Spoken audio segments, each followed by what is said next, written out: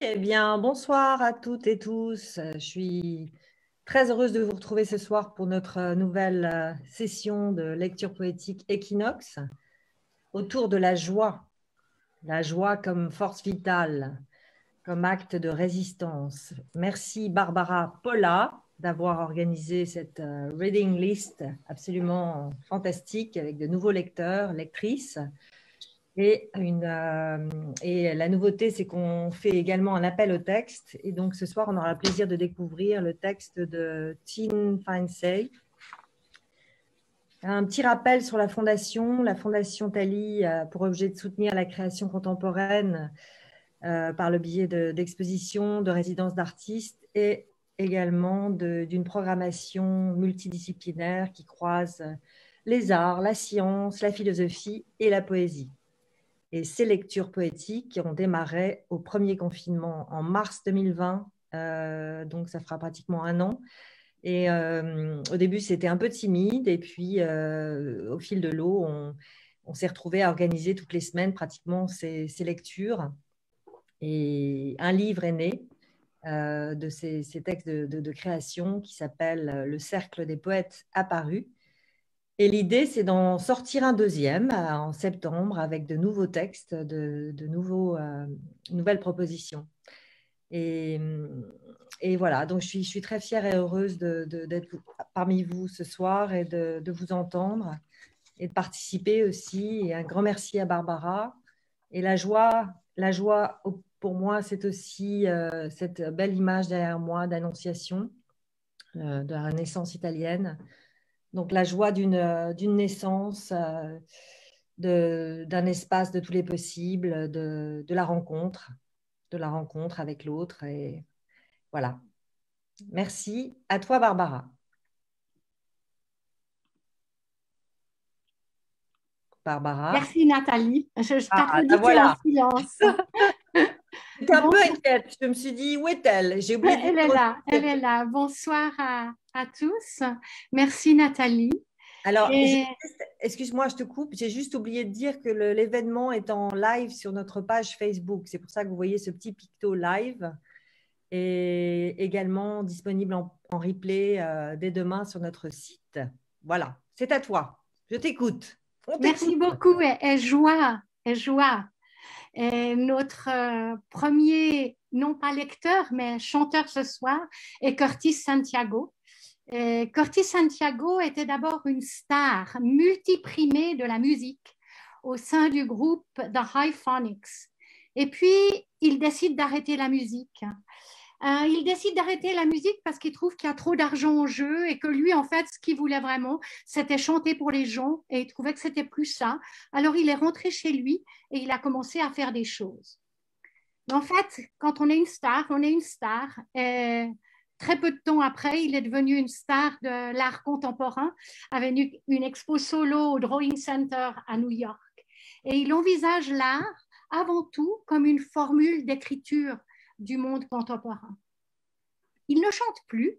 Je suis sûre qu'il chante encore de temps en temps pour son fils maintenant. I think you must be singing for your son sometimes now. All the time. All the time. All the time. Mais Yes. officiellement, en public, il ne chante plus. Mais pour nous, ce soir, pour la joie, pour la poésie, pour la vie, exceptionnellement, il va chanter encore. Curtis Santiago, you are my king, you know that. And now the floor is yours. Thank you. The song I will be singing is Mañana de Carnaval. And while Carnival was not able to happen this year in Trinidad and other parts of the world, this song's about the joy of the day after, waking up after the celebration with your loved one, your lover. Thank you.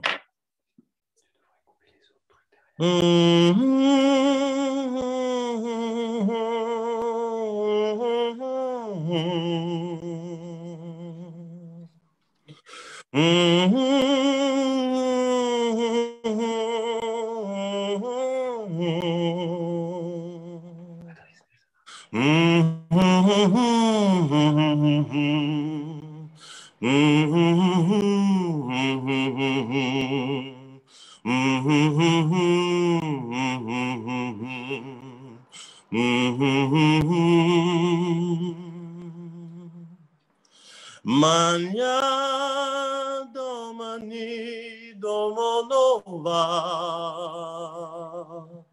na vida uma nova canção,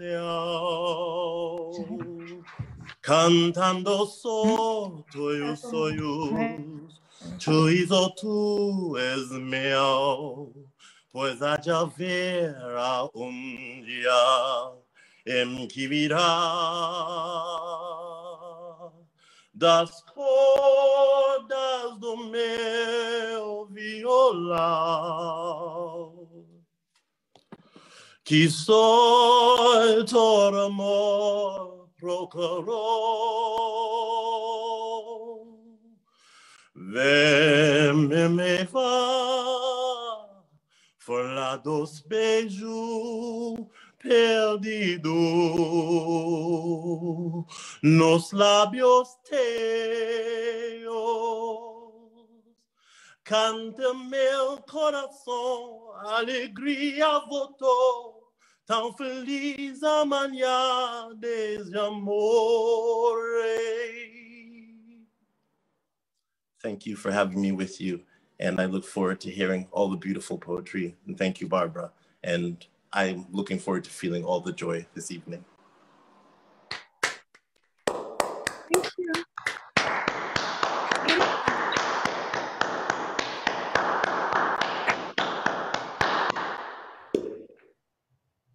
Notre deuxième lectrice est Eugénie Poultre, qui est peintre, et poète et vidéaste. Et son ami Etel Adnan, dont nous avons entendu des poèmes lors de notre dernière soirée, lus par Johanna Hadji Thomas.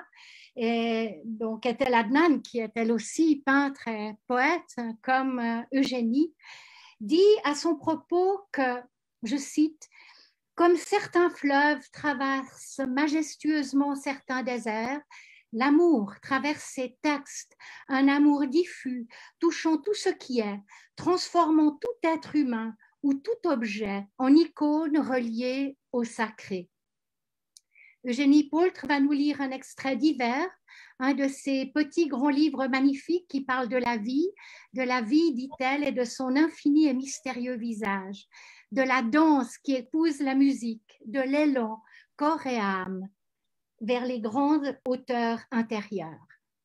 Joie. Et Eugénie, c'est à toi. Tu nous montres une vidéo et on va t'écouter.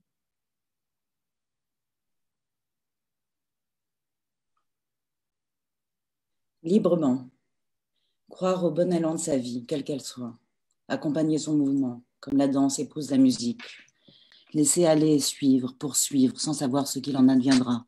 Sinon la possibilité de notre présence.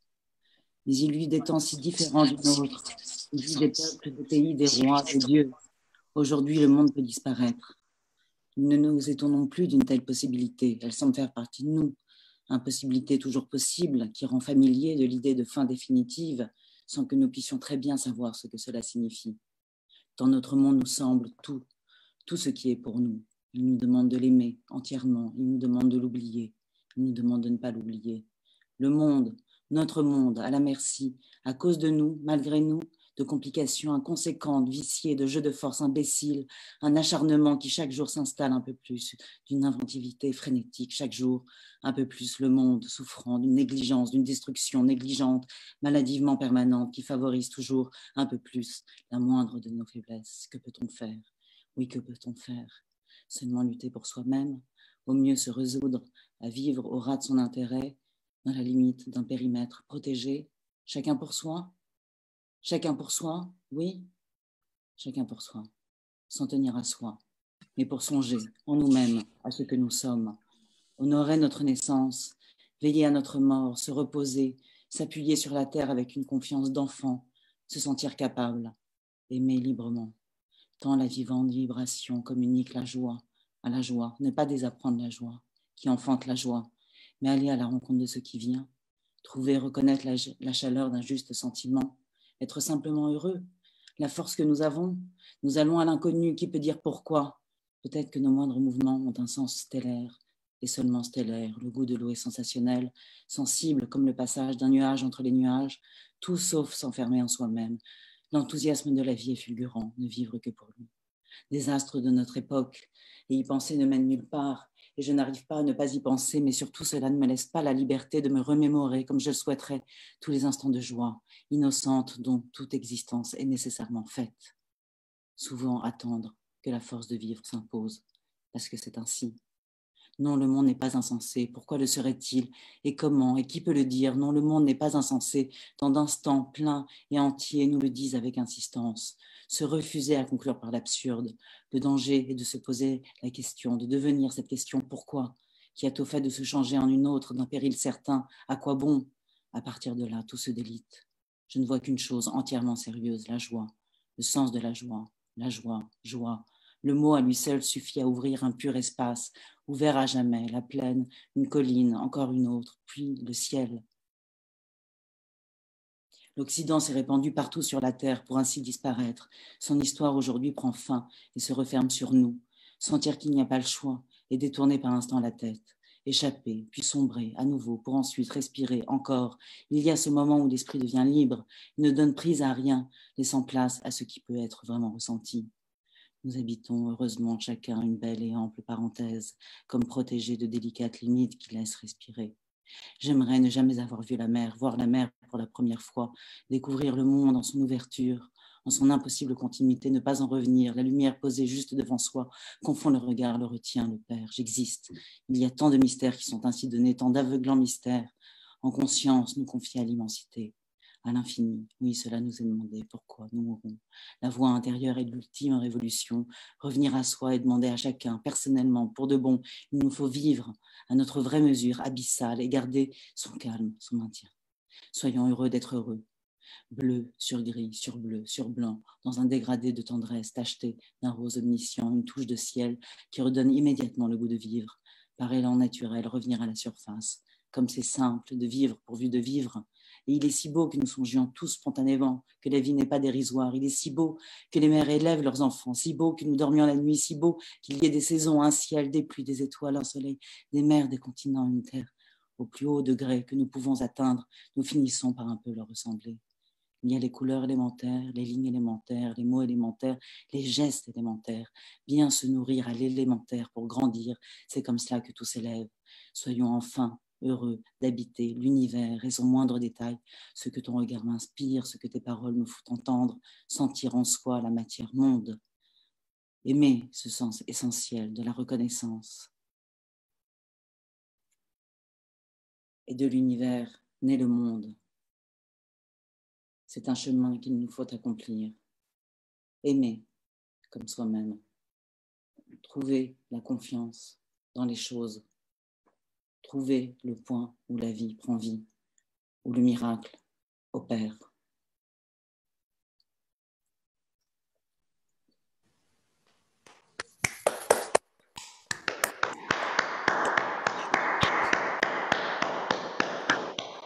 Oui, Eugénie, oui, c'est beau que lors d'une soirée Zoom, aucun de nous ne pense que c'est dérisoire de dire la poésie.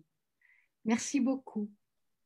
Et maintenant, nous allons entendre Ji-Sun Lee. Ji-Sun Lee est née en 1989 à Séoul, en Corée du Sud. Elle vit et travaille désormais à Paris.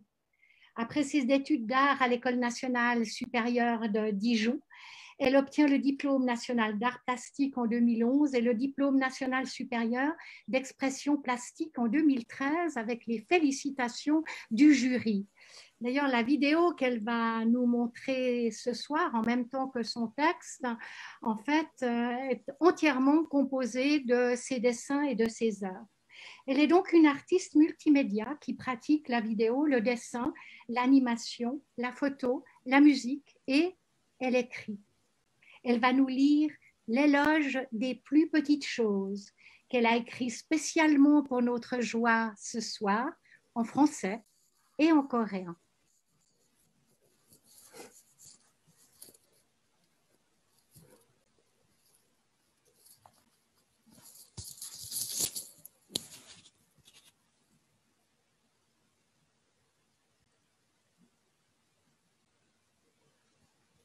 작은 게 좋아. L'éloge des plus petites choses. 이지선. 나타난다. 지나가고 사라지고 기다리고 찾아온다. À haute voix, je cherche quoi? 조금만 더 크게, 조금만 더 길게. 바라고 또 바란다. 외치고 또 외친다. Le ton augmenté, le visage rougi, la colère grandit. Je perds la parole. Je me perds. Chut. 속삭 속삭. Petit, petit, petit. Petit, petit, petit, petit. 작은 목소리가 말한다. 하던 말을 멈추고 조금 더 가까이 귀를 기울인다. Que dit cette petite femme? Que pense cette petite âme? La petite voix parle. On se tait, on s'arrête et se rapproche pour écouter. Sans hurler ni déplorer, on s'envoie des lettres secrètes avec les paroles si doucement résumées dans le murmure joyeux. Le vent caresse, les feuilles chuchotent et les cordes vibrent. 속삭속삭, 속삭임의 그 비밀스러운 순간처럼.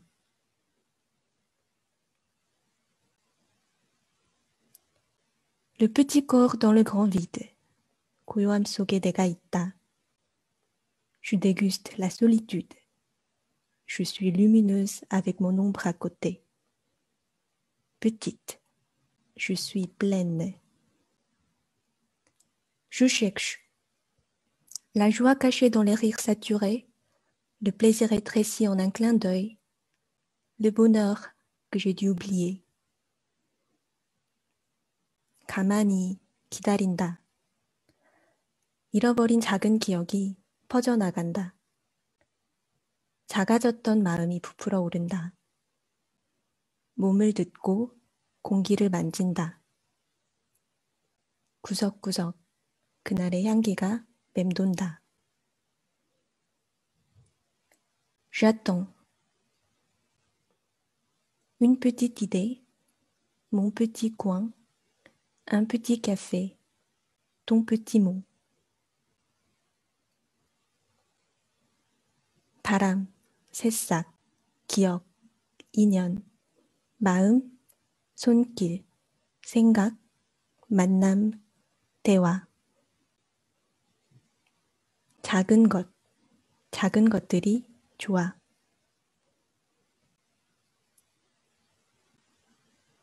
Une petite pousse courageuse nous rappelle la vie, que nous cherchons si loin, si dure. Ma petite soirée intime avec ma petite famille tendre. C'est doux, c'est bon. Une petite touche délicate, change, bouleverse, complète. Mes petits doigts dansent sur le papier, sur le clavier, créent le monde. Et notre petit monde, si petit, si fin, infini. 무럭무럭 자라난다. 한 계단 위로, 한 걸음 멀리, 한 뼘 크게. La joie, qui naît dans la petitesse, grandit vite. Elle survient, elle tape, elle pointe. Elle vit son instant et elle s'en va de suite. Car la joie, elle échappe à l'éternité. Pourtant, elle a vécu. Je l'ai vécu. 사라지고 또 남긴다. 좋았던 것들의 이야기.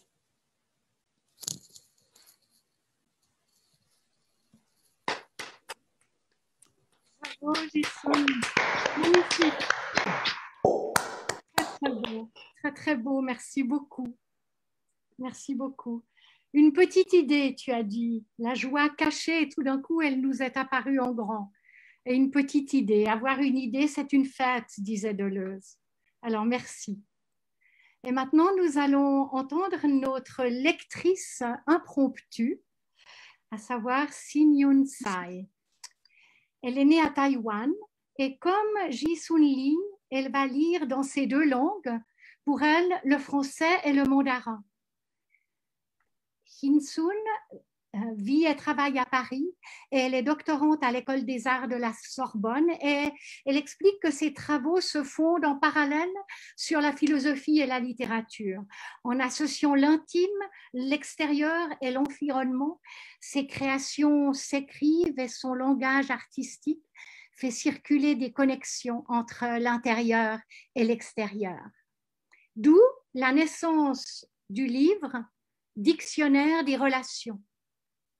Et elle va nous lire « Si je me réincarnais », un poème écrit par l'écrivaine San Mao, qui a vécu de 1943 à 1991, mais dont la sensibilité et la liberté sont toujours de la plus grande actualité. Sin Yun Tsai, à toi.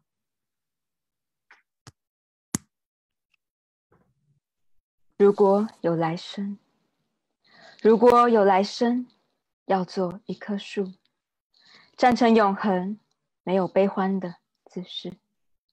Si je me réincarnais, je serai un arbre éternellement debout.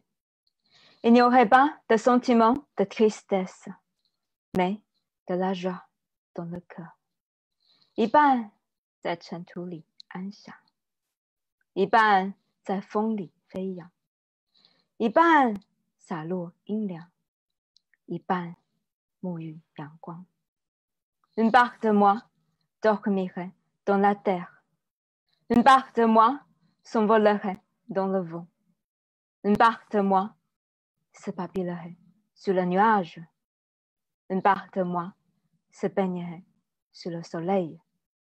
Tellement d'être tranquille et fier à la fois. Je ne dépendrai de rien. Je ne chercherai rien. Indépendante sans quête. 非常沉默，非常骄傲，从不依靠，从不寻找。如果有来生，要化成一阵风，一瞬间也能成为永恒。没有善感的情怀，没有多情的眼睛。Si je me réincarnais, je serai devenu le vent. Un instant transforme en éternité. Pas de sentiment émotionnel, pas de passion à mes yeux. 如果有来生，要化成一阵风，一半在雨里洒脱，一半在春光里旅行。Une part de moi libre sous la pluie. Une part de moi voyage dans la lumière du printemps. Seul, je voyage dans le lointain. Au-delà de toutes les réflexions légères, ne me manque jamais. Sans amour, jamais. 寂寞了，孤自去远行，把淡淡的思念通带走。从不思念，从不爱恋。如果有来生，要做一只鸟，飞越永恒，没有迷途的苦恼。Si je me réincarnais, je serai un oiseau survolant l'éternité. Pas inquiète de me perdre, de se perdre. 东方有火红的希望，南方有温暖的潮创。向西逐退残阳，向北唤醒芬芳。À l'Orient, il y aurait un espoir ardent. Au sud, il y aurait des nuits chaudes. Vers l'ouest, le soleil diminue. Vers le nord, l'éveil du parfum. Si je me réincarnais, j'espère que chaque rencontre se transforme en éternité. 如果有来生，希望每次相遇都能化为永恒。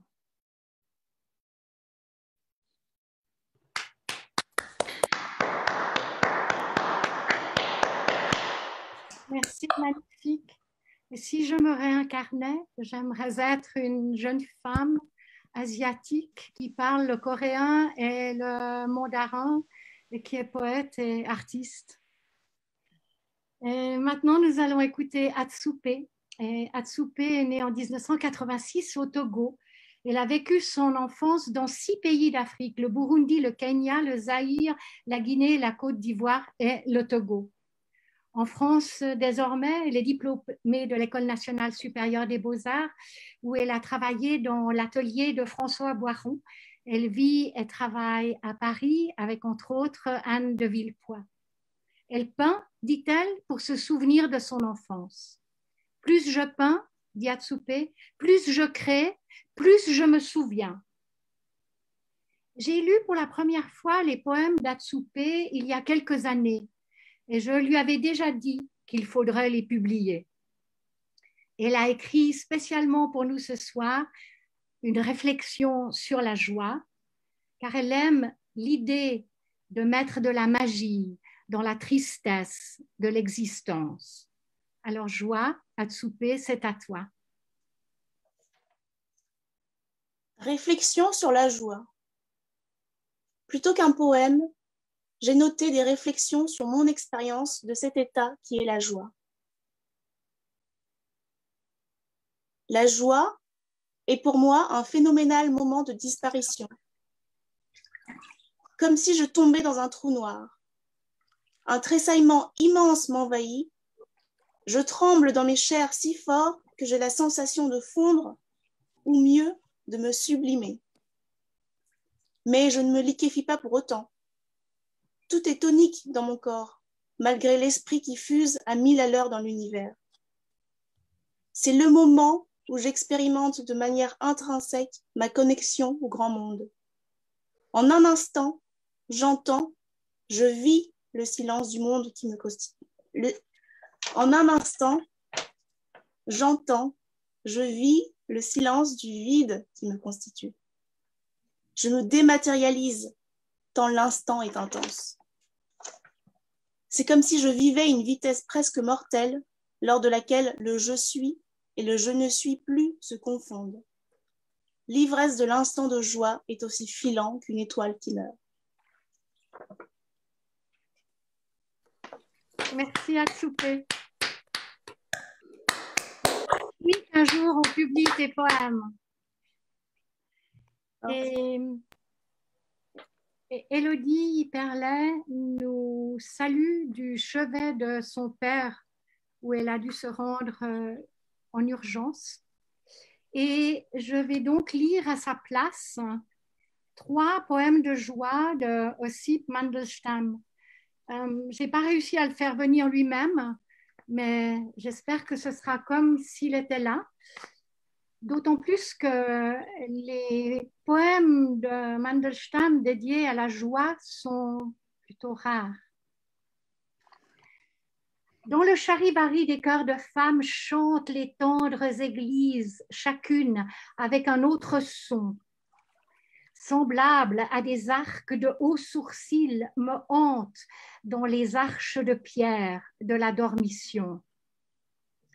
Depuis les remparts fortifiés par les archanges, admirable hauteur, la ville m'apparut, et la tristesse entre les murs de l'acropole m'a rongée à l'idée d'un nom russe et d'une beauté russe.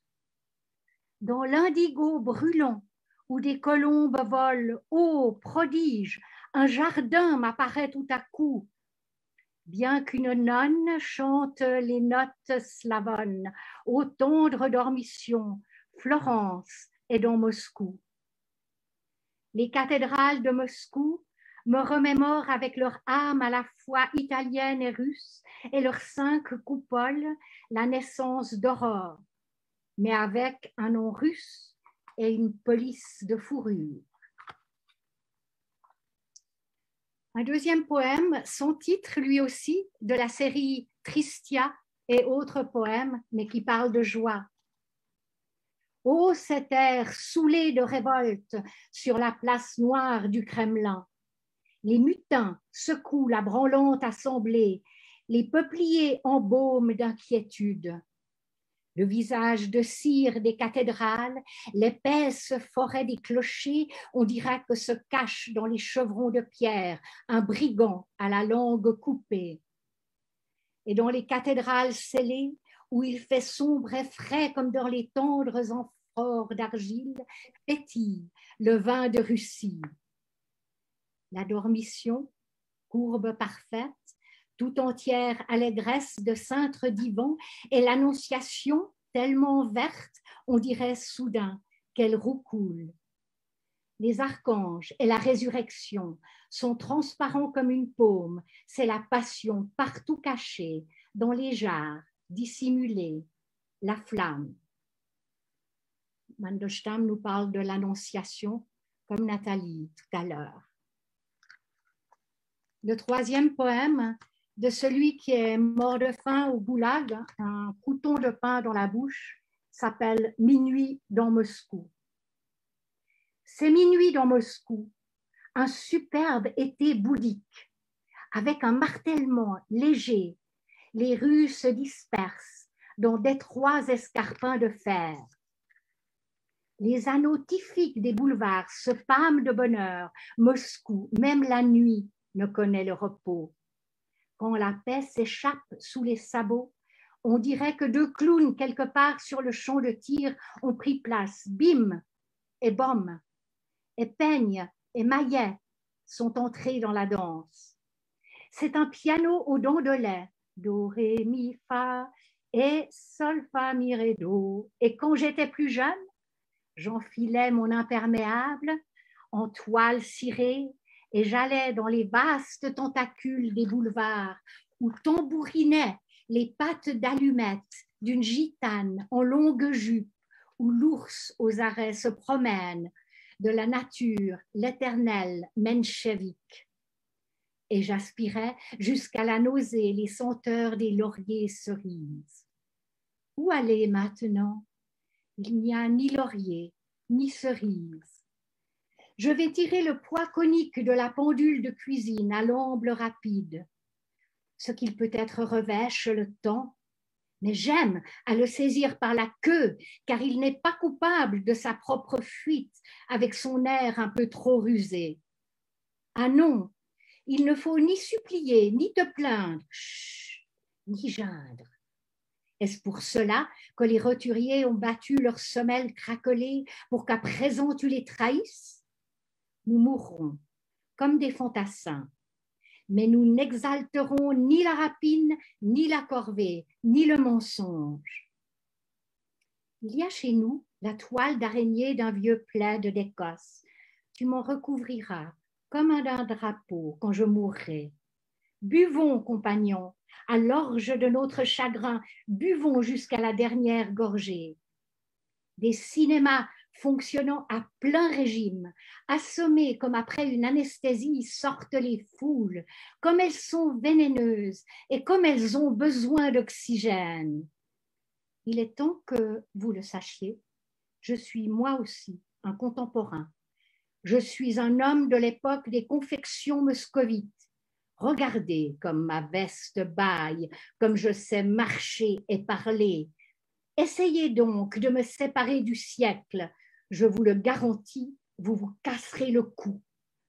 Je parle avec l'époque. Mais a-t-elle l'âme dure comme la corde? Est-elle parmi nous ignominieusement acclimatée, comme dans un temple du Tibet, une petite bête ridée? Elle se gratte et hop, dans la baignoire de zinc. Fais-nous ton numéro, fille de Russie. C'est peut-être humiliant, mais il faut le comprendre. Il y a le stupre du labeur, nous l'avons dans le sang. Déjà le jour se lève. Dans les jardins frémis de télégraphes verts. Raphaël vient en visite chez Rembrandt. Lui et Mozart, ils donneraient leur âme pour Moscou. À cause des yeux bruns, de l'éphémère ivresse des moineaux, et l'on dirait un message pneumatique ou la gelée d'une méduse de la mer Noire qui transporte de logis en logis les courants d'air sur leur tapis roulant, ainsi qu'au mois de mai, des étudiants espiègles. 1932.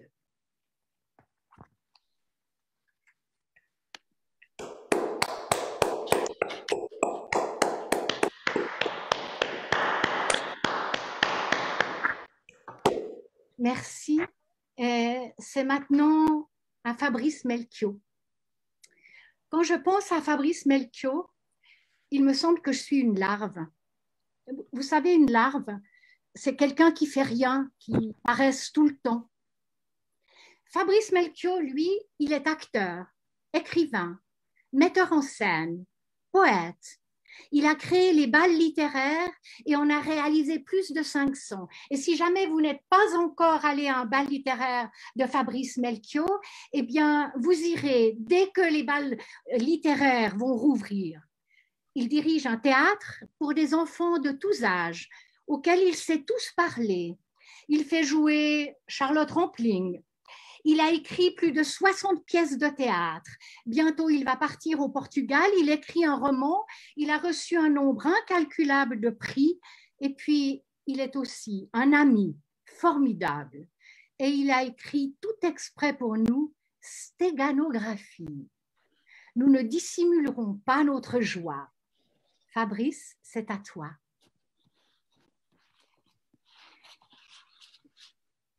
Bonsoir, Madame la sensibilité. Asseyez-vous, je serai long.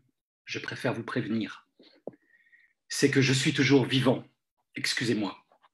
J'ai perdu le sécateur que m'avait prêté le bon Dieu un jour qu'il était descendu à la cave des mortels, vérifier son propre ADN. Il était entré dans la maison par effraction, comme les voleurs de feu par effraction, comme le réel par effraction, comme l'amour qui s'éteint en plein été. Je l'avais trouvé courtois, gauche, embarrassé et jeune, encore si jeune, le duvet à la lèvre et un sac à dos presque vide. J'aurais dû, je le sais, prendre des nouvelles de la joie. Quand on croise Dieu sur sa route, il faut toujours parler de choses légères et profondes à la fois, mais je suis timide et j'ai peur de la mort. Je l'ai laissé partir et de ma bouche, j'ai vomi le ciment. Il s'est mis à pleuvoir des concepts et des grenouilles aux cuisses trop fines pour être dévorées. C'était une pluie de pensées qui crachait les fléaux et les idées vacantes au fond du cendrier du genre. L'art est si subtil qu'on le confond parfois avec un coquelicot, voire un quignon de pain, avec le microscope de mon fils ou les sanglots de ma fille. L'art donne la certitude d'être vivant. L'art pleure, examine, mord ou boit le vent à la paille.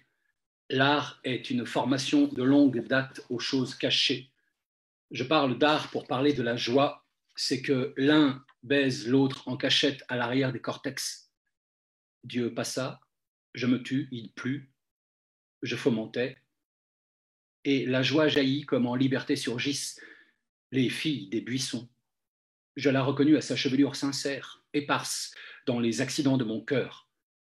La joie me prit par la main. Nous étions deux badauds, soudain lâchés dans les rues. Plus personne, nous nous dîmes, le vois-tu, ce grand cloître à l'air libre. La joie éprouva la petitesse de mes doigts et surprit une coupure franche à mon annulaire gauche, plaie souvenir. Play it again, ça me brûle. Coupure blanche, coupure folle, coupure toit, coupure un soir au coupé, nous coupâmes la poire en deux coupables. La joie prit soin d'effacer ma ligne de chance déjà courte, et la plante verte sur la table de nuit tomba en poussière. Nous baisâmes de plein fouet. Jamais je n'avais aimé aussi fort une notion d'un tremblement de tout l'être, chanson de harde douceur. La joie me voulut pour elle seule, sans vis-à-vis, au bord des falaises, ligne de crête, je fus son cavalier, son étalon, son hippocampe. Dieu passa, je me tus, il plut, je fomentais, nous fîmes l'amour, elle disparut. Restez assise, madame, j'ai presque fini. Perdu, ennuyé, scrupuleux, je tapais le mot joie dans Google. Je me vis proposer un siège auto de la marque Joie. Perplexe, je me rongeais l'index en scrollant pour voir plus clair. Joie baby push chairs and travel systems, joie packed and compact, lightweight, joie chrome, exclusive, en stock. Mes enfants sont trop grands et les fantasmes algorithmiques des moteurs de recherche me confondent. C'est la vie que je cherche à comprendre. Je cherche le sens de la joie et je n'ai pas fini d'être déçu. Tant mieux. J'attends le prochain élan sentimental et l'ami qui, en me serrant dans ses bras, saura me relancer. Vers quel soleil?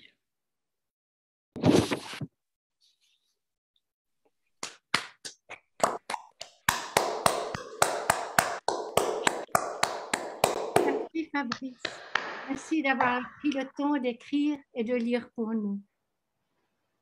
Et nous allons écouter maintenant Rupert Pupkin, que nous avons déjà eu la chance d'avoir à une précédente équinoxe et nous sommes tous tombés amoureuses et amoureux de sa voix.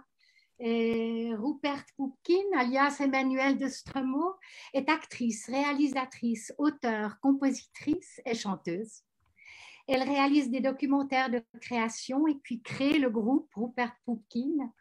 Naviguant entre les plateaux de cinéma et de théâtre, elle est auteure, elle aussi, d'une quinzaine de pièces de théâtre. Elle participe au bal littéraire de Fabrice Melchior, bien sûr, et elle vient de publier Border Ghosts chez Quartet. Quand je lui ai indiqué le thème de la joie, elle m'a dit « il va falloir que j'aille chercher dans mes fonds de tiroir pour trouver la joie. » Elle a trouvé, pour elle, toutes les nuits, c'est l'amour pur. Elle va nous chanter « Stay ». À toi, Emmanuelle Rupert Pupkin. Merci. Je voulais juste vous dire que je n'ai pas vraiment de chanson qui parle de la joie. Donc, comme le disait Barbara, simplement, j'en ai adapté une pour la guitare parce qu'elle était très électro. Donc, on va voir ce que ça donne. Mais je pense que à travers celle-là, il va passer un peu de joie. Et ensuite, la chanson Stay, elle parle de toutes les petites joies, les micro-joies qu'on peut essayer de raccrocher pour rester là. Donc, on va essayer. Alors.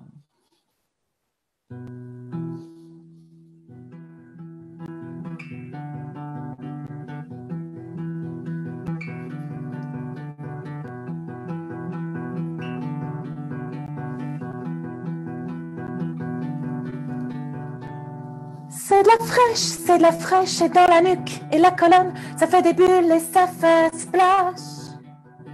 C'est de la fraîche, c'est de la pure et ça grésille, ça éclabousse et c'est le clash.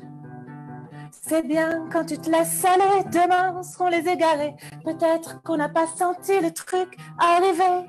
C'est bien quand tu te laisses aller, demain seront les égarés. Peut-être qu'on n'a pas senti le truc nous arriver.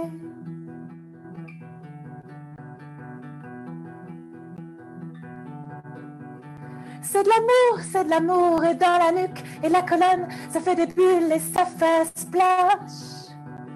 C'est de l'amour et du pur et ça grésille, ça éclabousse et c'est le clash. C'est bien quand on fait les cons, demain on sera au balcon, demain on prendra le frais les mains entremêlées. C'est bien quand on fait les cons, demain on sera au balcon, peut-être qu'on n'a pas senti le truc nous arriver. Ah, ah, ah, ah, ah.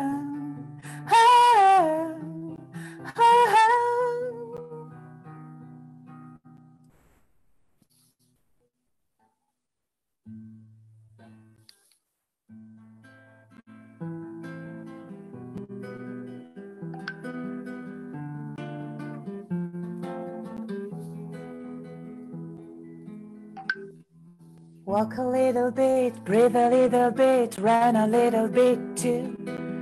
Dance a little bit, jump a little bit, fly a little bit. When sky is blue, burn a little bit, die a little bit, give a little time new.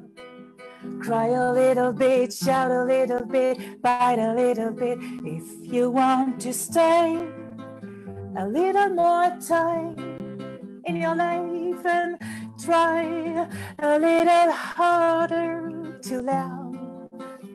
Kiss a little bit more often and see how you can reach your heaven.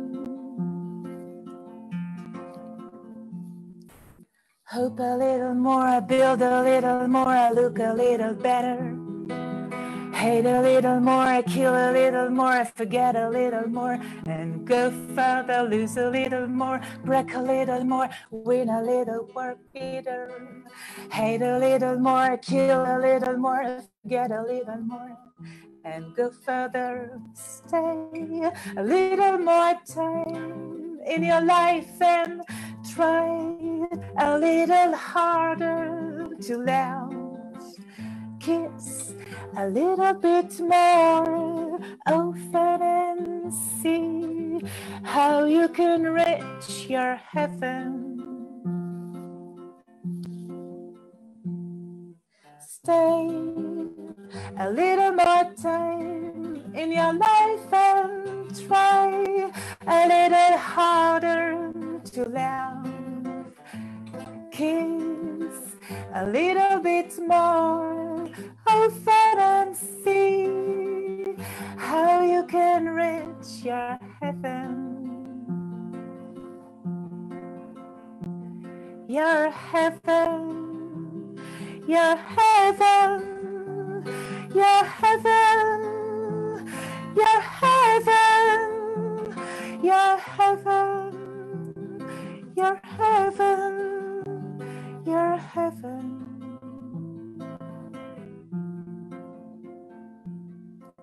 Your heaven.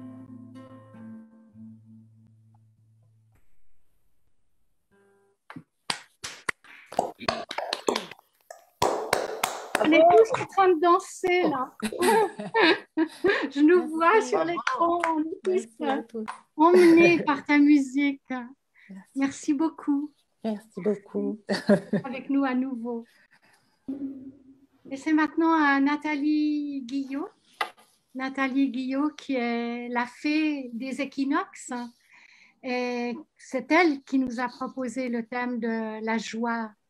Nathalie est fondamentalement joyeuse, est toujours en train d'inventer de nouvelles choses. Elle vous a parlé tout à l'heure du nouveau livre d'équinoxe qui va paraître cet automne. Et elle pense que nous avons besoin de joie et c'est ce qu'elle cherche à nous offrir. Une joie qu'elle partage autour de l'espoir écologique, de la terre, des livres, de la poésie, des amitiés et de l'art. Elle a écrit un poème spécifiquement pour ce soir qu'elle va nous lire, Incandescence. Merci Barbara. Alors je rectifie, il y a 2 fées dans l'aventure. Donc 3 poèmes. Le premier, le silence dans les arbres. Et cette brume qui passe, il n'y a que l'écureuil sur la branche. Joie puissante traverse les corps dans leur entier. Laissez en blanc les mots du passé, taire les souffrances. Animal et la joie, elle attrape l'aurore. Et les arbres, et le silence dans les arbres, l'élan de beauté d'une forêt qu'on embrasse. Être une espèce, comme les autres, cultiver la joie, partager le gâteau d'une trêve, sans vouloir conquérir, et fuir le cynisme des villes pour les cimes de la canopée. Envahi par le sentiment océanique, s'ébahir, épouser la joie.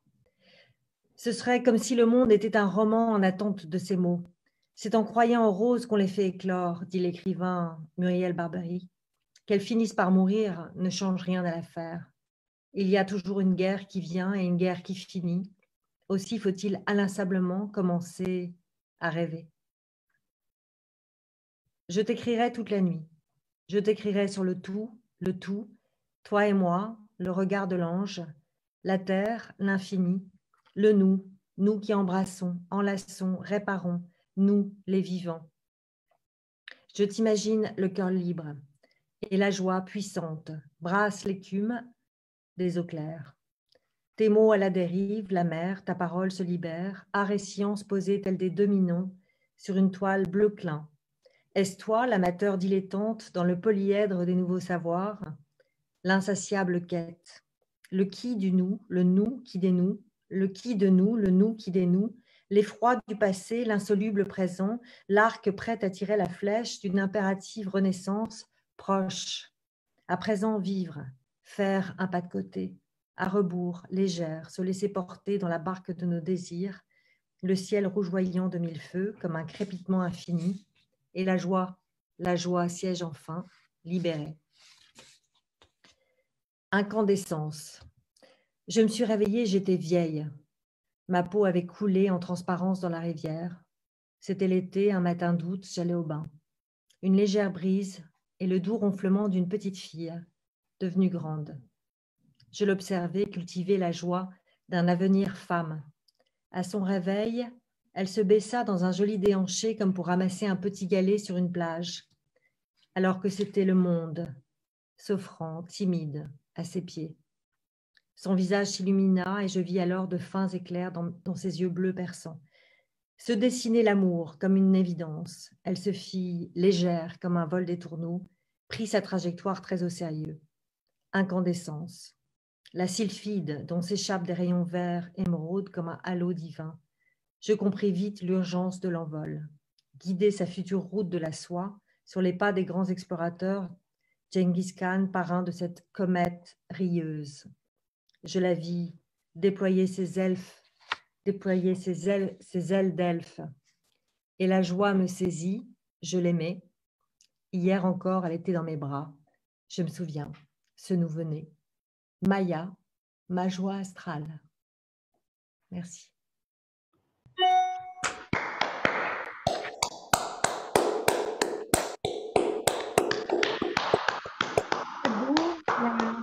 La joie d'un avenir femme, c'est magnifique.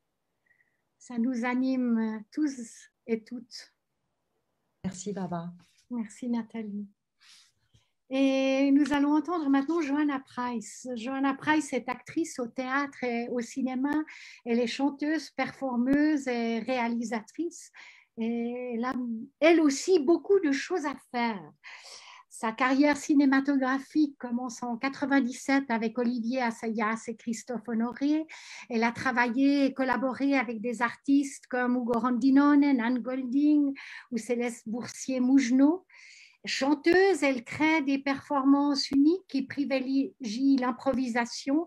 Elle utilise vraiment sa voix comme un instrument. Elle fait régulièrement des lectures poétiques publiques, notamment récemment à la Maison de la Poésie. Elle est fan de nos équinoxes comme nous sommes fans d'elle. Et très souvent, elle est avec nous de manière virtuelle parce qu'elle est en train de prendre un avion ou de faire une lecture poétique ailleurs. Et c'est ainsi que nous allons l'entendre maintenant. Jenna, merci.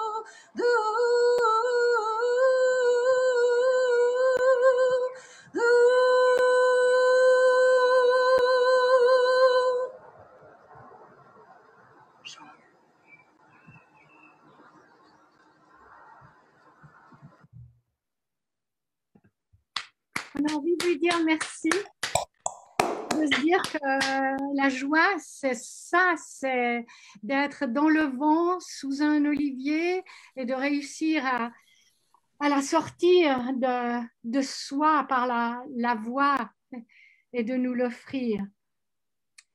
Et Olivier Liron. Alors, Olivier Liron, il est acteur, danseur, comme vous avez probablement pu voir tout à l'heure, poète et écrivain. Et il a gagné 8 ou 10 fois Question pour un champion. Alors, ce qui est quand même assez étonnant pour quelqu'un qui gagne 8 ou 10 fois Question pour un champion, c'est qu'en fait, il ne se souvient pas si c'était 8 ou 10 fois. Mais il vient de passer 10 jours, pas 8, mais 10, en résidence d'écriture à Alix Forever à Genève, à la galerie Barbarie, comme il l'appelle, à travailler sur son prochain livre pour Gallimard, à travailler sur la musique et à travailler sur la joie. Olivier a le sens de la joie parce qu'il a le sens de la tristesse. Et la joie et la tristesse ensemble créent l'intensité.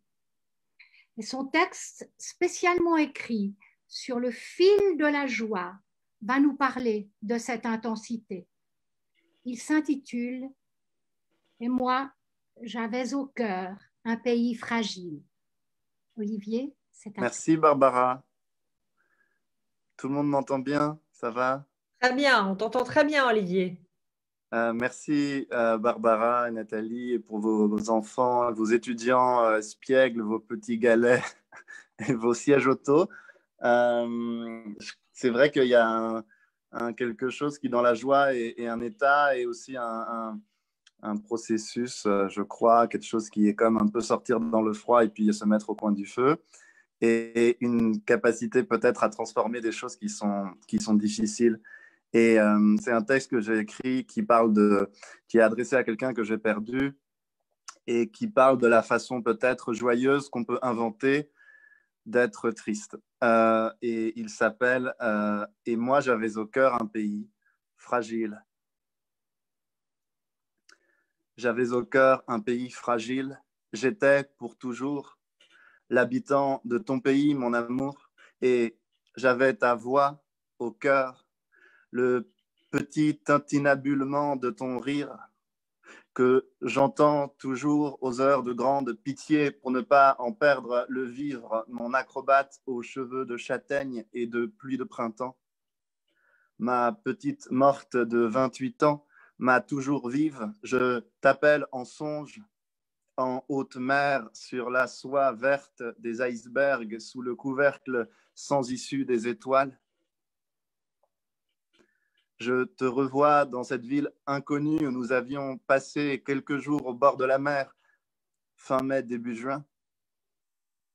Avant que tu ne disparaisses, tu étais nue dans la lumière cendre, olive du petit matin, tu contemplais tes seins dans la grande glace de la salle de bain, tu contemplais l'éternité de ton corps dans une grande psyché d'acajou, et puis tu as ouvert les fenêtres de la chambre d'hôtel sur la noce sombre des toits et tu as dansé. Tu danses, quelque part tu danses.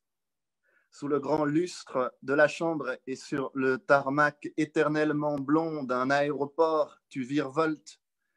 Dans la vie légère et trompeuse de la neige, nous sommes tous les deux au bord du fleuve, dans l'odeur du fleuve, et le tremblement d'un soir dans le sel des extases qui meurent avec les parfums. Tu dansais quand tu étais triste et je veux croire alors que ta tristesse devenait autre chose ou que notre tristesse et cette danse et cette joie étaient la même chose. On s'aimait, on dansait et on s'aimait. Et voilà que je suis arrivé dans ce lieu où je viens chercher un signe de toi dans ce hameau gelé au cœur de nulle part et certainement j'attends comme un fou ou comme un imbécile, j'attends un miracle, j'attends une réponse à la question de la vie et de la mort dans une génuflexion muette parmi les nuées des tourneaux. Et puis je pense à toi, je pense à ta joie,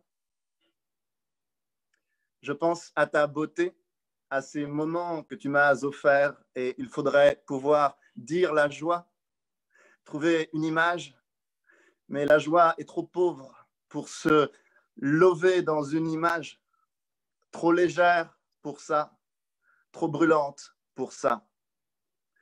La joie se peut à peine éprouver, elle se ressent parfois seulement comme une légère émotion au centre des paupières et qui vous ouvre une volupté inimaginable au-dedans de vous, une sensation de fraîcheur à vos tempes. Et alors, c'est l'amour vrai. Et c'est comme si toute la douleur du monde s'en allait de vous et qu'une petite vague, une toute petite vague sortie de la mer depuis des millions d'années, la même petite vague qui se forme toutes les 8 secondes pour mourir encore, venait vous manger dans la main.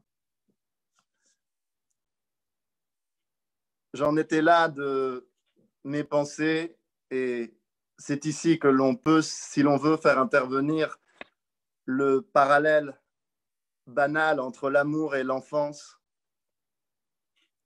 avec la même allégresse naïve et désespérée, la même lucidité qui ne connaît pas de baume et les interminables jours d'été qui n'en finissent pas de se consumer lentement et la petite éternité qui bâille sur l'autoroute des grandes vacances. Et je tiens à remercier beaucoup Barbara pour cette résidence en Suisse parmi les étourneaux. Voilà, je vous embrasse très fort. On t'embrasse, nous aussi. Donc maintenant, vous savez qu'il y a une résidence à Genève où on peut écrire tranquille et faire d'autres choses aussi. Mélanie Leblanc. Mélanie Leblanc est enseignante et poète. Elle s'intéresse aux liens entre la poésie et la musique, les arts visuels et le cinéma. Et se pose la question de savoir comment rendre visibles les poèmes, comment rendre audibles les poètes, comment nous relier, si ce n'est par les liens que crée la poésie, se relier à l'autre, relier l'intime et l'universel, écrit-elle. Elle a publié plusieurs recueils de poésie, notamment chez Shane. Elle traduit des poèmes aussi. Elle contribue à des revues, des anthologies et donne des lectures en mots et en musique. Quand j'ai demandé à Olivier Liron de me suggérer des noms pour parler de la joie, il m'a répondu une évidence, Mélanie Leblanc. Elle va nous lire des extraits d'un livre à paraître intitulé Le labyrinthe des jours. Merci Olivier, merci Mélanie, c'est à toi. Merci à vous. Vous m'entendez bien? Tout va bien. C'est l'extrait d'un livre dans lequel Ariane parle et Ariane est entrée dans le labyrinthe. Le jour se lève. Je profite de sa force. Je suis l'araignée qui remonte son fil. Il fait partie de moi. Je dois apprendre à lâcher les pensées, ne pas combattre, laisser passer, être dans la confiance, dans l'instant. Quelle autre vérité que cet instant? Respirer, exister, dans le va-et-vient du souffle, se satisfaire de ce balancier. Je suis vivante, j'avance. J'avance maintenant à grands pas. Je suis ce pas, cet autre pas. Je suis ce corps en marche, celui qui va. J'avance et vient le chemin. Rien à attendre, rien à chercher. Suffit de marcher. Un pas devant l'autre, ôter le poids des pensées. Les courants d'air me nettoient. J'avance. Il n'y a plus d'hier ni de lendemain. Plus rien qui colle aux pieds. Rien qui me fasse retourner. Rien qui m'empêche d'avancer. Que le vent souffle. Le froid, la faim me tenaille. Je continuerai d'avancer. Jeter les vieilles peurs. Couper le cordon du passé. Je respire. Air frais, nouveau. Poumons qui s'ouvrent. Pieds bien plantés. En appui pour avancer. Chercher. Dehors, quand tout est là, dedans. Continuez d'aller. Dehors, pour mieux retourner dedans.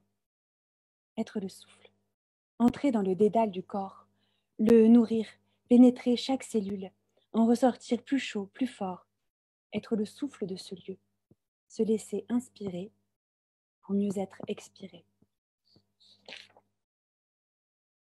Je ne peux vivre entre ces murs, besoin d'espace, de quoi crier ma joie, sans qu'un écho sinistre me renvoie un rire froid. Je veux aimer grand jour, plein soleil, quitte à brûler un peu, je veux vivre.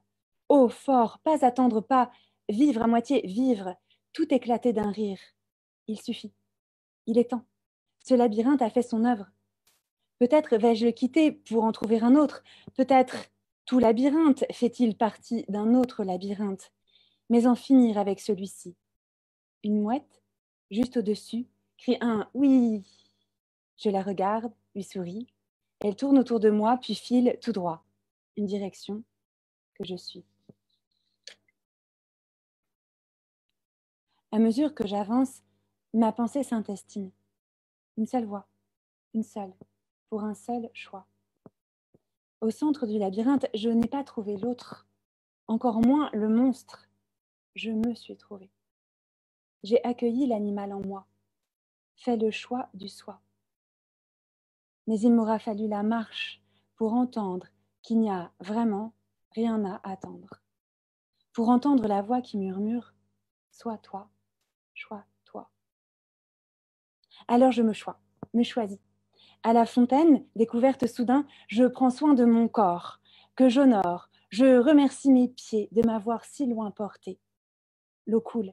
J'entends son rire d'enfant fée. Je ris avec elle. Je ris de moi, de mon infinie soif d'amour. Comment un seul être, un seul pour une si grande soif? Chacun son labyrinthe. J'apprends dans le mien à rire de moi. D'un rire qui fait tout voler en éclats et rend légère, si légère. Plus grand mes bras ouverts, j'ai le monde à embrasser. À travers l'un, aimer le multiple, ne rien fermer sur un seul être. Aimer le monde en l'être aimé. L'amour en rien ne ferme, ne limite. Ne pas le retenir dans le labyrinthe. Il lui faut étendues, plaines et sommets, souffle grand large, des horizons, des ciels immenses. Il lui faut se nourrir du monde, des plantes et des bêtes. Il lui faut œillades, rires, accolades. Mes aimés, mes invisibles, vous êtes là, je vous sais. Vous me faites si forte. Une enveloppe d'amour toujours me porte. Manteau de lumière qui me protège et me guide. Avec vous, j'ai trouvé le labyrinthe, ce trésor. Avec vous, je le traverse et je sais que j'en sortirai. Merci, frères animaux, sœurs stellaires. Merci toutes les plantes, toutes les pierres. Merci vent, pluie, soleil. Merci tous les êtres passés et à venir. Merci les vivants et les ombres, vous qui guidez mes pas, ma main. Merci à l'invisible qui tisse bien mieux que nos doigts maladroits. Du fond du cœur, paumes ouvertes, à l'univers je rends grâce. La joie m'envahit, me déborde, abolit toute frontière. Je suis ma peau et le rayon qui l'adore, mon poumon et le souffle qui le pénètre. Ce corps est l'arbre qui l'accueille, ses yeux et ses étoiles qui s'observent mutuellement. Cette pierre est le calcium de mes os. Entre le monde et moi, une intense communion. La terre tremble et je n'ai pas peur. Je garde confiance.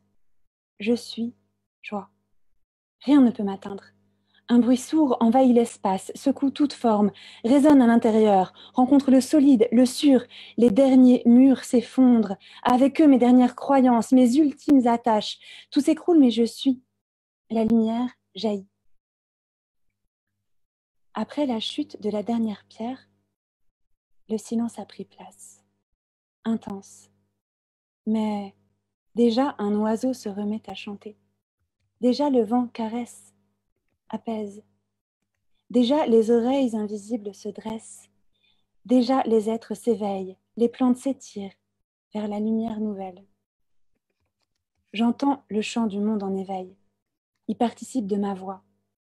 Chacune compte, apporte sa note, sa couleur, unique.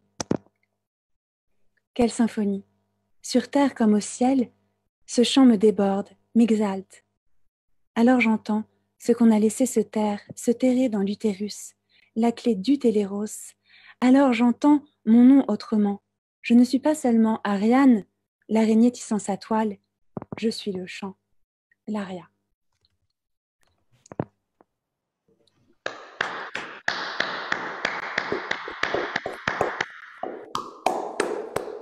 Merci Mélanie. Il avait raison Olivier. Merci. Le monde à embrasser. Nous avons le monde à embrasser. Et c'est maintenant Fanny Sintès, qui est comédienne, circassienne et metteur en scène, notamment de Neige, encore un lien avec Olivier Liron, qui va nous lire une lettre de Lorraine Marx. Lorraine Marx est une autrice trans qui a publié Trans, justement, Trans, T-R-A-N-S-E, et puis qui va bientôt publier Pour un temps soit peu, un temps, le temps qui passe, pour un temps soit peu, aux éditions théâtrales du Linceus Festival que Fanny co-dirige. Lorsque Fanny a demandé à Lorraine Marx de lui écrire un texte sur la joie, en fait, Lorraine a répondu par une lettre très personnelle, intime, émouvante, que Fanny va partager avec nous dans son intégralité. Une lecture exceptionnelle d'une durée de 8 à 9 minutes. Fanny, nous t'écoutons et nous écoutons Lorraine par ta voix. Chère Fanny, la joie. Je le mets en titre, comme ça on saura que c'est bien de ça qu'on est en train de parler. Je ne sais pas du tout ce qui va se passer à l'avance dans ce texte, mais je doute bien que ça va parler de presque tout sauf de joie. Comment tu parles de quelque chose que tu sais plus ce que c'est? Je ne te parle pas de quelque chose que tu n'as jamais su, mais que tu essaies de faire semblant, devant les gens, que tu sais, un peu pour impressionner, un peu pour qu'on te remarque, tu vois. Et puis aussi parce que, surtout, tu n'as jamais appris à dire « je sais pas ». Là, je ne vais pas te dire la joie, je ne sais pas. Tu veux quoi? Tu veux un souvenir? Un souvenir de moi? Moi, on me demande d'écrire ci ou ça. Je ne peux pas dire non. Je ne vais pas dire franchement, tu ne veux pas le faire toi-même? Viens pas me déranger là dans ma presque tranquillité avec un mot auquel je ne pensais même pas. Va la voir, elle, la joie. Fais pareil. Dis-lui, tu peux me parler de Lorraine Marx? Elle va te dire, mais fous-moi la paix, je ne sais pas qui c'est. Enfin, je sais qui c'est, mais là, je fais autre chose. Donc lâche-moi. Je ne peux pas te répondre ça parce qu'après, les gens, ils vont plus venir me chercher pour leur écrire des trucs. Ils vont se dire, putain, si c'est pour se faire engueuler, merci. Et c'est mon boulot d'écrire des trucs alors. Si j'écris pas, ça va pas non plus améliorer mon problème de joie. Du coup, peut-être, ne lisez pas l'intro. Ne lis pas l'intro, Fanny. Parce qu'à l'écrit, parfois, je parais plus sèche, avec le temps, surtout comme l'encre, du coup. Après, je veux pas insister du tout là-dessus, mais faut dire que les gens, ils me font souvent le coup. Ils viennent et ils me disent, j'aime ton style, tu pourrais m'écrire un petit texte sur les arbres. C'est pour un festival et le thème, c'est les arbres. Les arbres. Moi, je suis là, je regarde par la fenêtre. J'en connais aucun. Il y en a un dans ma cour, mais on n'a aucune interaction. C'est à peine cordial. Et il est hors de question que j'aille dans une putain de forêt. Mon père, il adorait ça, les forêts. Je pense qu'il avait des rapports joyeux avec les arbres, lui, plus que cordiaux. Il passait son temps à m'y traîner. Il disait, ça te fait du bien de sortir, alors que ça me faisait beaucoup plus de bien de rentrer. Et une fois, il nous y a paumés, la nuit, moi et ma sœur. Il n'avait pas fait exprès, évidemment, mais je me souviens très bien, très fort. Des phares des bagnoles extrêmement menaçants et de l'impression que la nuit nous voulait du mal. Et ma sœur disait, t'inquiète, tout va bien. Donc tu me parles d'arbres, je pense à ma sœur, et ma sœur, elle me manque, tu peux pas savoir. Je te dis pas qu'à chaque fois que j'en vois un d'arbre, je pense à ma sœur. Mais à chaque fois que je pense à ma sœur, quelqu'un abat un arbre, ça c'est sûr, à l'intérieur de moi. J'entends la cognée sur le bois. Je sens le coup parce que le coup s'abat sur moi, et puis le fracas. Le fracas qu'est l'absence de ma grande sœur. Ma sœur, qui était grande comme un arbre pour moi, quand j'étais toute petite comme un chardon. Maintenant, elle n'est plus qu'un bruissement de feuilles dans ma mémoire, comme la joie. La joie. Tu vois, il faut faire attention avec les mots. C'est pas du tout fragile un mot, c'est pas ça, c'est l'autre en face qui attend que ça pour se fissurer. La joie en plus, c'est pas rien, c'est pas comme tournevis ou phasme. Tu veux venir dans mon esprit quand tu dis ça, quand tu demandes ça. Tu t'en rends pas compte, mais c'est ça que tu veux. Tu n'oserais jamais avec quelqu'un d'autre. Tu vas pas t'approcher de quelqu'un au hasard et lui dire « Hey, je peux venir dans ton esprit ?» ou chez toi d'abord et après dans ton esprit. Mais une auteure, tu peux. Tu peux lui dire ça. Tu le formules différemment, c'est tout. Tu lui fais une commande. La joie. C'est mon premier rail de coke du matin presque sucré. Et quand je vais chier et que ça fait pas mal, l'odeur du café, la désagréable et violente mais familière odeur de la bave rance sur les draps, le petit bureau en bois qui ne réclame rien, jamais, et c'est pour ça que je l'aime.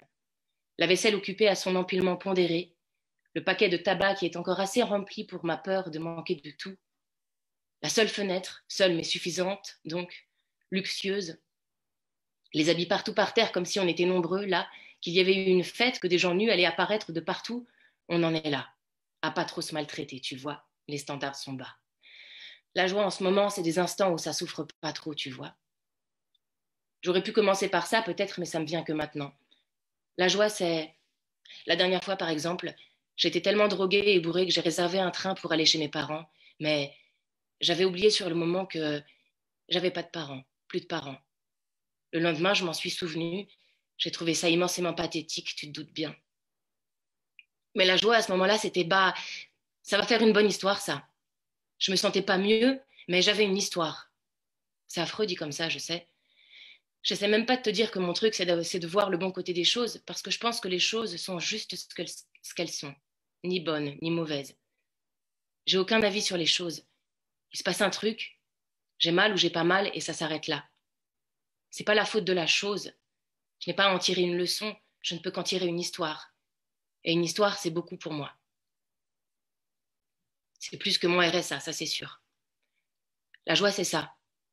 Surtout ces derniers temps. Et ça, c'est sincère quand je te le dis. C'est quand une histoire te trouve sans que tu aies eu à faire trop d'efforts. Ça me plaît. Alors bon, des efforts, j'en fais quand même énormément, hein. Involontairement, souvent, mais quand même. Bon, globalement, je fais absolument n'importe quoi, corps et esprit. Mais une histoire, c'est une joie. Voilà. Même une histoire triste. Une histoire, c'est une joie. Une phrase aussi parfois, quand ça clique. Quand ça clique et que tu l'entends. Que tu sens que c'était la bonne rythmique au bon moment avec les bons mots, la bonne comparaison et t'entends, clic. Vraiment, clic. Ça, c'est la joie. Je vais pas te donner un exemple comme ça de phrase qui clique, mais c'est comme quand t'es bien entouré. Par des amis que t'aimes bien, vraiment bien. Tu passes un bon moment et il y a une chaleur, un naturel, une forme de vérité qui naît de ce moment. Personne force pour que ça se passe bien. Les gens ne partent ni trop tôt ni trop tard et la personne, l'amie que tu voulais, dont tu espérais qu'elle resterait juste un peu plus que les autres, pour discuter un peu plus, pour lui dire un truc que peut-être tu voulais pas dire aux autres, que tu voulais dire qu'à elle, elle reste. Juste un peu plus, sans que tu aies rien eu à dire. Bah, la phrase, c'est pareil. Tu regardes ton paragraphe et tu vois qu'elle est en sécurité, ta phrase, qu'elle est bien entourée. Tu peux la laisser là, il va rien lui arriver. Ça, c'est la joie, je crois. C'est pas grand-chose, mais c'est bien. Je dis des choses au hasard, je sais aussi que quand elle va se repointer, la joie, je vais me rappeler d'un coup et ce texte n'aura plus aucun intérêt à part prouver que je suis souvent de mauvaise humeur. Là, tu pourras revenir, Fanny. Je te dirai, ah bah si, je me souviens, attends que je te raconte, mais peut-être que d'ici là, le thème du festival, ce sera les arbres, je sais pas, et qu'il sera trop tard. Tu sais ce qui s'est passé? Exactement. Un changement d'échelle et un changement d'attente. Quand les très grandes joies ont disparu. Tu t'en rends pas compte, mais on s'est rabattu sur les petites, celles du quotidien, celles qui servaient à combler le temps entre les grands instants, les grandes rencontres. Et pendant un temps, ça nous a sauvés. Mais si tu fais de tes toutes petites joies, tes grandes joies, tu t'en rends pas compte, mais c'est toi que t'amoindris.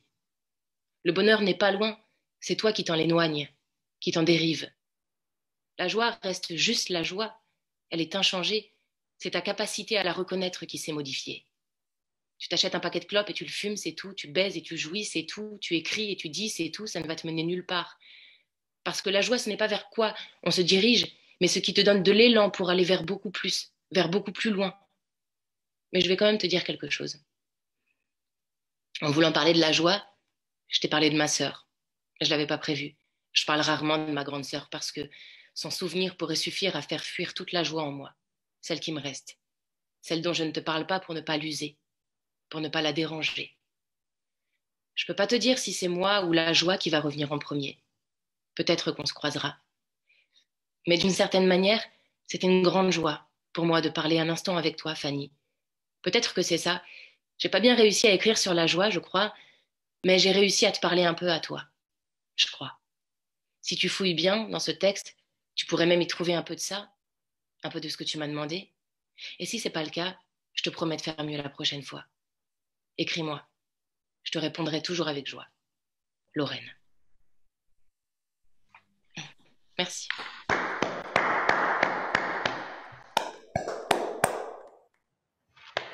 Merci Fanny de partager avec nous cette lettre magnifique. Et vraiment très très beau. En fouillant, on n'a même pas besoin de fouiller pour y trouver la joie. Merci.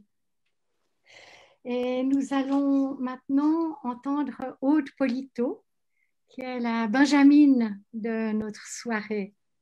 Elle n'a pas encore 30 ans. Et pourtant, elle a déjà suivi des études en histoire de l'art, en sciences politiques et en anthropologie en Suisse et en Italie à l'université de la Sapienza à Rome. Elle s'est spécialisée en anthropologie de l'art et elle est actuellement assistante de recherche au musée d'ethnographie à Genève. Et je l'ai rencontrée pour la première fois à l'occasion d'une de mes lectures de poésie érotique. Elle s'intéresse au recensement de témoignages de la vie humaine et non humaine à travers des pratiques ethnographiques contemporaines, documentaires et poétiques. Et moi, je pense qu'elle a cru que j'étais non humaine. Et elle va nous lire un texte intitulé Synergie. Aude, merci beaucoup. Bonsoir à toutes et à tous.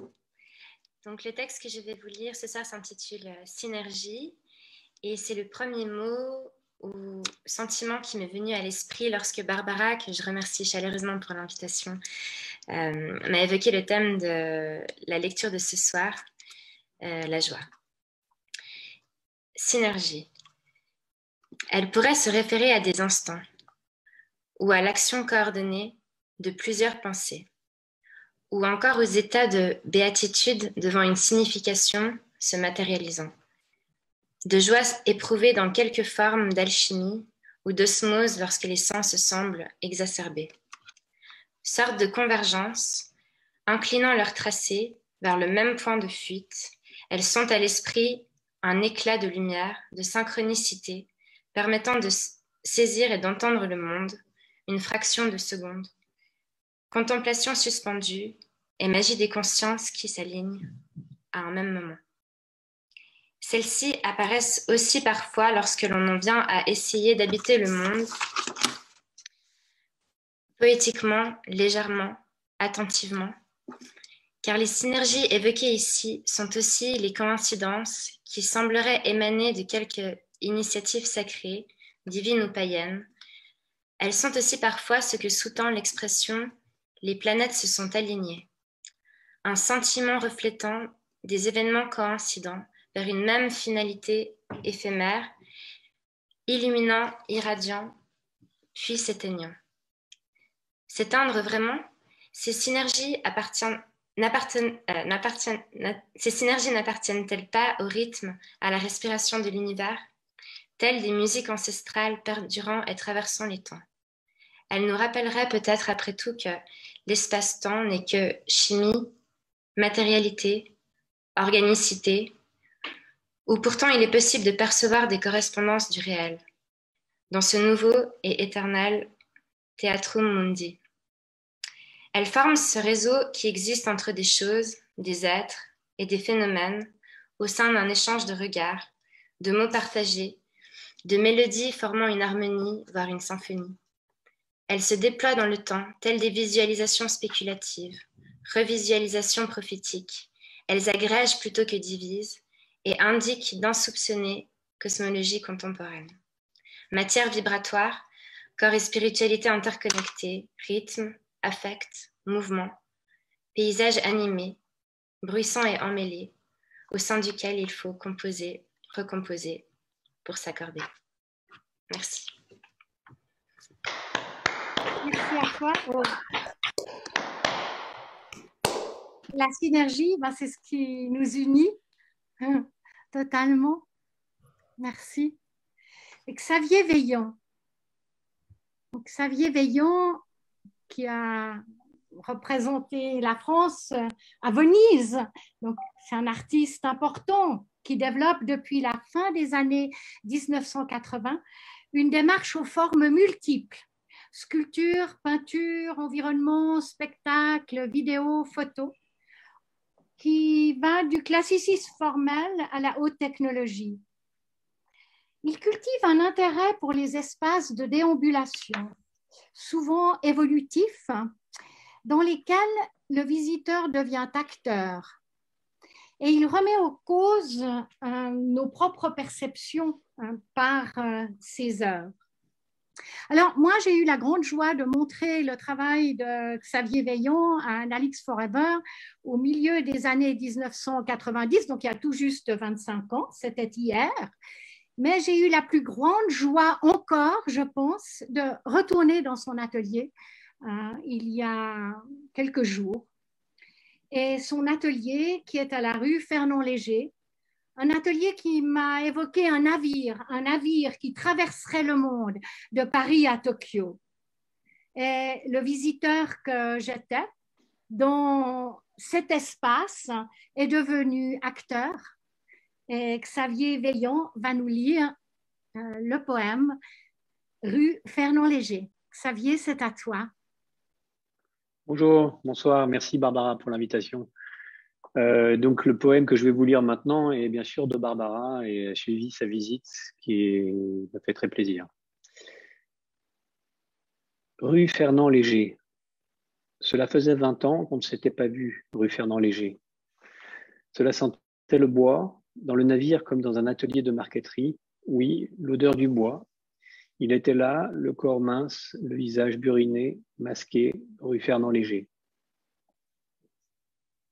J'ai écouté avant de parler, elle me rappelait Paris, Cochin, Genève, elle me rappelait qu'elle aimait ce que je fais, rue Fernand-Léger.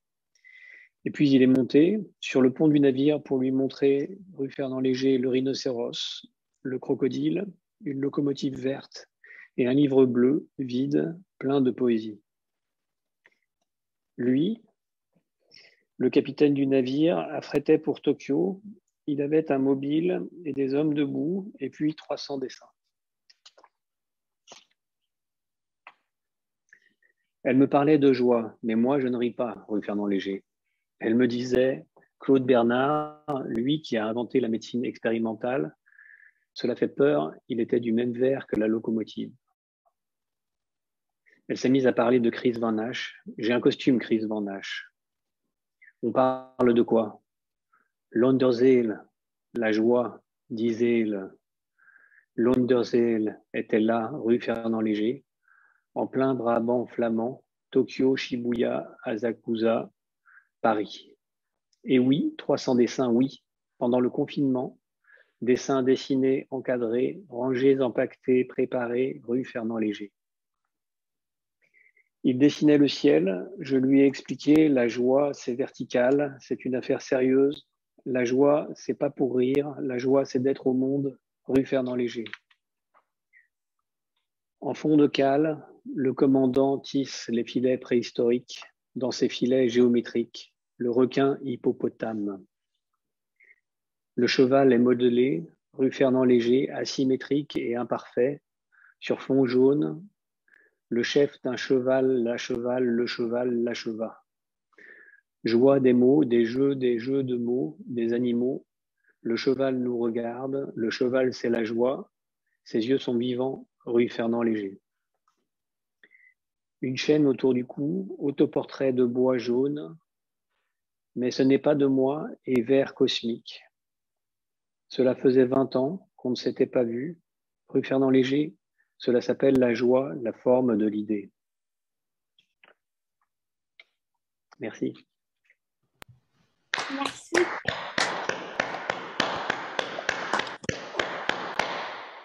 La notion de la forme de l'idée, c'est tout le travail de Xavier Veillon. Tu es d'accord? J'aimerais bien. Enfin, je suis d'accord, mais j'aimerais bien que ce soit le cas.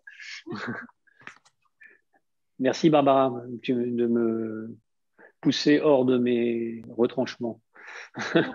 Merci à toi. Et oui. À bientôt, repasse quand tu veux, avant 20 ans, quoi. Oui. Je reviens, promis. Merci Xavier, j'étais ravie de te revoir. Je ne savais pas que tu t'exprimais aussi dans le champ de la poésie. Ah oui, bonsoir. J'arrive donc nous arrivons au dernier poème de cette soirée, intitulé « Nous avons rendez-vous ». Oui, nous avons rendez-vous à la Fondation Thalie, aux équinoxes, les unes après les autres. Nous avons rendez-vous, et ce sera la nuit, la vaste nuit, pleine de vent, le vent silencieux, la nuit fraîche et douce, living like a wolf lonely in the night. Oui, ce sera la nuit, odorante, c'est là que nous pénétrerons l'un dans l'autre. La nuit sera le lieu, le temps évanoui, l'autonomie de l'existant, et ta voix en moi comme un sexe. La pluie est tombée toute la nuit et continue. Je suis nue dans le jardin, orage. Les branches ploient sous la nuit. Je suis nue dans le jardin, éclair. Je me glisse dans l'herbe, iris. Le ciel est plein de pluie et mon corps empluvié. Au rivage de tes seins, mon sexe accostera, mon sexe sur ton visage. Ainsi parlait Lévinas, accosté au rivage de soi, passe par le visage de l'autre. Au rivage de tes seins, tous les fluides sont lactés, tous les fluides sont nacrés. Remémorer intérieurement l'autonomie de l'existant, tes pas de danse au creux de mes bottines. Et toi, qui habites dans les jardins, je t'appelle tournesol. Avant que ne respire le jour, me noyer en toi, me noyer de toi entre le pommier du verger et mes cuisses odorantes, cyclamène sauvage, cyprine de lilas, parfum de jardin, tournesol.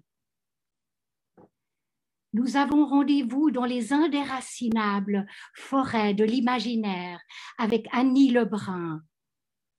La poésie est là où la terre roule sur les paumes de l'aube. Sérénité révélée dans le bouillonnement fou du ruisseau. Le bouillonnement alors saute et bruit comme le ruisseau là-bas. J'attends, tranquille et bouillonnante.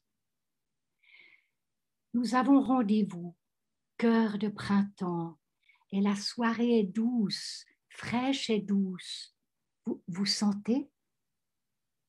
Le long de la rivière, me suis assise sur un banc pour jouir de la nuit, de la pluie et du dessous de l'arbre. Vous êtes la vie, vous êtes la nuit, et je vous aime, vous tous qui écoutez. Toute la nuit, j'ai rêvé du rendez-vous. L'absence devient douceur quand on a rendez-vous. Et j'aime de toi tout ce que je ne connais pas. J'aime quand tu t'oublies, présent à toi-même, quand tu t'oublies, quand tu viens de plus loin, de ce lointain palpable, comme si je tenais ton enfance entre mes mains. Devenir ruisseau, matin, goutte de pluie à l'écoute du vent. La poésie est pluie. Elle traverse les idées comme on traverse les pays. La poésie est nomade. Elle est à la lisière des sous-bois, des sous-voies, au rebord d'une fenêtre, à l'orée d'un regard. et j'entends le craquement des brindilles sous nos pas. Vous entendez? La colline déclive. Toi que je connais depuis le temps d'antan, la plage, c'était avant. C'était le bel été, dialogue de lune et de feu. Nous avions rendez-vous. Avant l'amour, l'amour. Avant les fruits, la pluie. Tes pieds adorés marchent à l'envers.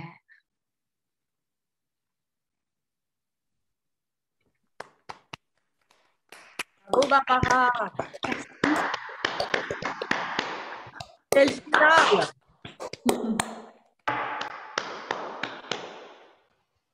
Merci à tous.